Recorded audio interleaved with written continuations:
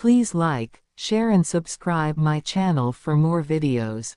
Anne of the Island. Chapter 13. The Way of Transgressors. Davy and Dora were ready for Sunday school. They were going alone, which did not often happen, for Mrs. Lynde always attended Sunday school. But Mrs. Lynde had twisted her ankle and was lame, so she was staying home this morning. The twins were also to represent the family at church, for Anne had gone away the evening before to spend Sunday with friends in Carmody, and Marilla had one of her headaches. Davy came downstairs slowly. Dora was waiting in the hall for him, having been made ready by Mrs. Lynde. Davy had attended to his own preparations.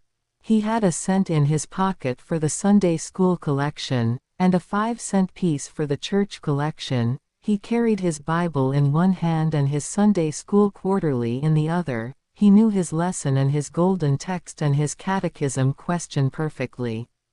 Had he not studied them, perforce, in Mrs. Lynde's kitchen, all last Sunday afternoon? Davy, therefore, should have been in a placid frame of mind. As a matter of fact, despite text and catechism, he was inwardly as a ravening wolf. Mrs. Lynde limped out of her kitchen as he joined Dora. "Are you clean?" she demanded severely. "Yes, all of me that shows," Davy answered with a defiant scowl. Mrs. Rachel sighed. She had her suspicions about Davy's neck and ears. But she knew that if she attempted to make a personal examination Davy would likely take to his heels and she could not pursue him today. "Well, be sure you behave yourselves," she warned them. "Don't walk in the dust. Don't stop in the porch to talk to the other children. Don't squirm or wriggle in your places. Don't forget the golden text. Don't lose your collection or forget to put it in. Don't whisper at prayer time, and don't forget to pay attention to the sermon." Davy deigned no response. He marched away down the lane, followed by the meek Dora. But his soul seethed within. Davy had suffered, or thought he had suffered, many things at the hands and tongue of Mrs. Rachel Lynde since she had come to Green Gables, for Mrs. Lynde could not live with anybody, whether they were 9 or 90, without trying to bring them up properly.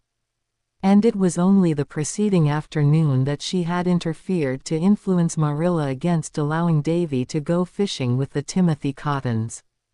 Davy was still boiling over this. As soon as he was out of the lane Davy stopped and twisted his countenance into such an unearthly and terrific contortion that Dora, although she knew his gifts in that respect, was honestly alarmed lest he should never in the world be able to get it straightened out again. "Darn her," exploded Davy. "Oh, Davy, don't swear," gasped Dora in dismay. "Darn, isn't swearing, not real swearing. And I don't care if it is," retorted Davy recklessly. "Well, if you must say dreadful words don't say them on Sunday," pleaded Dora. Davy was as yet far from repentance, but in his secret soul he felt that, perhaps, he had gone a little too far. "I'm going to invent a swear word of my own," he declared. "God will punish you if you do," said Dora solemnly. "Then I think God is a mean old scamp," retorted Davy. "Doesn't he know a fellow must have some way of expressing his feelings?" "Davy," said Dora. She expected that Davy would be struck down dead on the spot. But nothing happened. "Anyway, I ain't going to stand any more of Mrs. Lynde's bossing," spluttered Davy. "Anne and Marilla may have the right to boss me, but she hasn't. I'm going to do every single thing she told me not to do. You watch me." In grim, deliberate silence, while Dora watched him with the fascination of horror, Davy stepped off the green grass of the roadside. Ankle-deep into the fine dust which 4 weeks of rainless weather had made on the road, and marched along in it, shuffling his feet viciously until he was enveloped in a hazy cloud. "That's the beginning," he announced triumphantly. And I'm going to stop in the porch and talk as long as there's anybody there to talk to. I'm going to squirm and wriggle and whisper, and I'm going to say I don't know the golden text. And I'm going to throw away both of my collections right now. And Davy hurled cent and nickel over Mr. Barry's fence with fierce delight. Satan made you do that, said Dora reproachfully. He didn't, cried Davy indignantly. I just thought it out for myself. And I've thought of something else. I'm not going to Sunday school or church at all. I'm going up to play with the Cottons. They told me yesterday they weren't going to Sunday school today, 'cause their mother was away and there was nobody to make them. Come along, Dora, we'll have a great time. I don't want to go, protested Dora. You've got to, said Davy. If you don't come I'll tell Marilla that Frank Bell kissed you in school last Monday. I couldn't help it. I didn't know he was going to, cried Dora, blushing scarlet. Well, you didn't slap him or seem a bit cross, retorted Davy. I'll tell her that, too, if you don't come. We'll take the short cut up this field. I'm afraid of those cows, protested poor Dora, seeing a prospect of escape. The very idea of your being scared of those cows, scoffed Davy. Why, they're both younger than you. They're bigger, said Dora. They won't hurt you. Come along, now. This is great. When I grow up I ain't going to bother going to church at all. I believe I can get to heaven by myself. You'll go to the other place if you break the Sabbath day, said unhappy Dora, following him sorely against her will. But Davy was not scared, yet. Hell was very far off, and the delights of a fishing expedition with the Cottons were very near. He wished Dora had more spunk. She kept looking back as if she were going to cry every minute, and that spoiled a fellow's fun. Hang girls, anyway. Davy did not say, darn, this time, even in thought. He was not sorry, yet, that he had said it once, but it might be as well not to tempt the unknown powers too far on one day. The small Cottons were playing in their backyard, and hailed Davy's appearance with whoops of delight. Pete, Tommy, Adolphus, and Mirabel Cotton were all alone. Their mother and older sisters were away. Dora was thankful Mirabel was there, at least. She had been afraid she would be alone in a crowd of boys. Mirabel was almost as bad as a boy, she was so noisy and sunburned and reckless. But at least she wore dresses. We've come to go fishing, announced Davy. Whoop, yelled the Cottons. They rushed away to dig worms at once, Mirabel leading the van with a tin can. Dora could have sat down and cried. Oh, if only that hateful Frank Bell had never kissed her. Then she could have defied Davy, and gone to her beloved Sunday school. They dared not, of course, go fishing on the pond, where they would be seen by people going to church. They had to resort to the brook in the woods behind the Cotton house. But it was full of trout, and they had a glorious time that morning, at least the Cottons certainly had, and Davy seemed to have it. Not being entirely bereft of prudence, he had discarded boots and stockings and borrowed Tommy Cotton's overalls. Thus accoutred, bog and marsh and undergrowth had no terrors for him. Dora was frankly and manifestly miserable. She followed the others in their peregrinations from pool to pool, clasping her Bible and quarterly tightly and thinking with bitterness of soul of her beloved class where she should be sitting. That very moment, before a teacher she adored. Instead, here she was roaming the woods with those half-wild Cottons, trying to keep her boots clean and her pretty white dress free from rents and stains. Mirabel had offered the loan of an apron but Dora had scornfully refused. The trout bit as they always do on Sundays. In an hour the transgressors had all the fish they wanted, so they returned to the house, much to Dora's relief. She sat primly on a hencoop in the yard while the others played an uproarious game of tag, and then they all climbed to the top of the pig house roof and cut their initials on the saddleboard. The flat-roofed henhouse and a pile of straw beneath gave Davy another inspiration. They spent a splendid half-hour climbing on the roof and diving off into the straw with whoops and yells. But even unlawful pleasures must come to an end. When the rumble of wheels over the pond bridge told that people were going home from church, Davy knew they must go. He discarded Tommy's overalls, resumed his own rightful attire, and turned away from his string of trout with a sigh. No use to think of taking them home. "Well, hadn't we a splendid time?" he demanded defiantly, as they went down the hill field. "I hadn't," said Dora flatly. "And I don't believe you had, really, either," she added, with a flash of insight that was not to be expected of her. "I had so," cried Davy, but in the voice of one who doth protest too much. "No wonder you hadn't, just sitting there like a mule." "I ain't going to associate with the Cottons," said Dora loftily. "The Cottons are all right," retorted Davy. "And they have far better times than we have. They do just as they please and say just what they like before everybody. I'm going to do that, too, after this." "There are lots of things you wouldn't dare say before everybody," averred Dora. "No, there isn't. There is, too." "Would you," demanded Dora gravely, "would you say "tomcat" before the minister?" This was a staggerer. Davy was not prepared for such a concrete example of the freedom of speech. But one did not have to be consistent with Dora. "Of course not," he admitted sulkily. "Tomcat isn't a holy word. I wouldn't mention such an animal before a minister at all. But if you had to," persisted Dora. "I'd call it a Thomas pussy," said Davy. "I think gentleman cat would be more polite," reflected Dora. "You thinking?" retorted Davy with withering scorn. Davy was not feeling comfortable, though he would have died before he admitted it to Dora. Now that the exhilaration of truant delights had died away, his conscience was beginning to give him salutary twinges.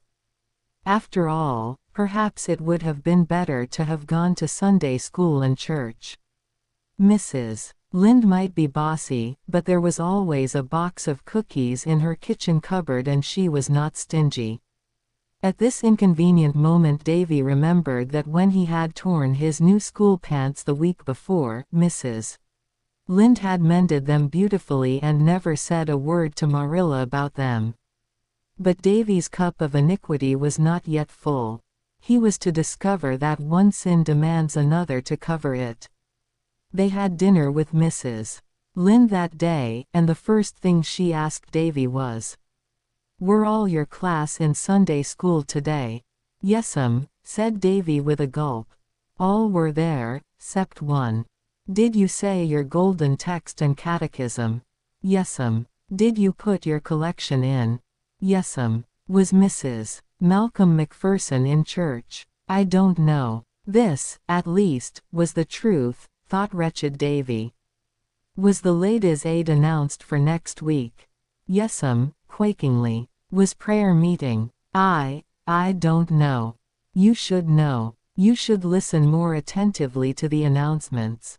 "What was Mr. Harvey's text?" Davy took a frantic gulp of water and swallowed it and the last protest of conscience together. He glibly recited an old golden text learned several weeks ago. Fortunately Mrs. Lynde now stopped questioning him, but Davy did not enjoy his dinner. He could only eat one helping of pudding. "What's the matter with you?"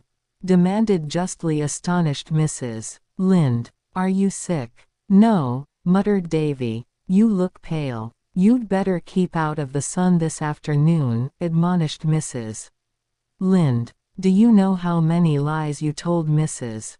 Lynde?" asked Dora reproachfully, as soon as they were alone after dinner. Davy, goaded to desperation, turned fiercely. "I don't know and I don't care," he said. "You just shut up, Dora Keith." Then poor Davy betook himself to a secluded retreat behind the woodpile to think over the Way of Transgressors. Green Gables was wrapped in darkness and silence when Anne reached home.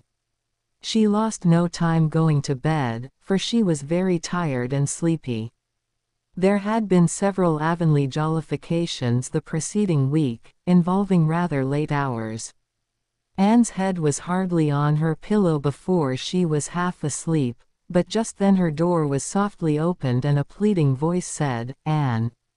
Anne sat up drowsily. "Davy, is that you? What is the matter?" A white-clad figure flung itself across the floor and onto the bed. "Anne," sobbed Davy, getting his arms about her neck. "I'm awful glad you're home. I couldn't go to sleep till I'd told somebody." "Told somebody what?" "How miserable I am." "Why are you miserable, dear?" "'Cause I was so bad today, Anne." "Oh, I was awful bad, badder'n I've ever been yet." "What did you do?" "Oh, I'm afraid to tell you. You'll never like me again, Anne. I couldn't say my prayers tonight. I couldn't tell God what I'd done. I was 'shamed to have him know. But he knew anyway, Davy." That's what Dora said. "But I thought perhaps he mightn't have noticed just at the time. Anyway, I'd rather tell you first." "What is it you did?" Out it all came in a rush. "I run away from Sunday school, and went fishing with the Cottons, and I told ever so many whoppers to Mrs. Lind, oh, most half a dozen, and I said a swear word, Anne, a pretty near swear word, anyhow, and I called God names." There was silence. Davy didn't know what to make of it. Was Anne so shocked that she never would speak to him again? "Anne, what are you going to do to me?" he whispered. "Nothing, dear. You've been punished already, I think." "No, I haven't. Nothing's been done to me." "You've been very unhappy ever since you did wrong, haven't you?" "You bet," said Davy emphatically. "That was your conscience punishing you, Davy." "What's my conscience? I want to know." "It's something in you, Davy, that always tells you when you are doing wrong and makes you unhappy if you persist in doing it. Haven't you noticed that?" "Yes, but I didn't know what it was. I wish I didn't have it. I'd have lots more fun." "Where is my conscience, Anne? I want to know. Is it in my stomach?" "No, it's in your soul," answered Anne, thankful for the darkness, since gravity must be preserved in serious matters. "I suppose I can't get clear of it then," said Davy with a sigh. "Are you going to tell Marilla and Mrs. Lind on me, Anne?" "No, dear, I'm not going to tell anyone. You are sorry you were naughty, aren't you?" "You bet. And you'll never be bad like that again."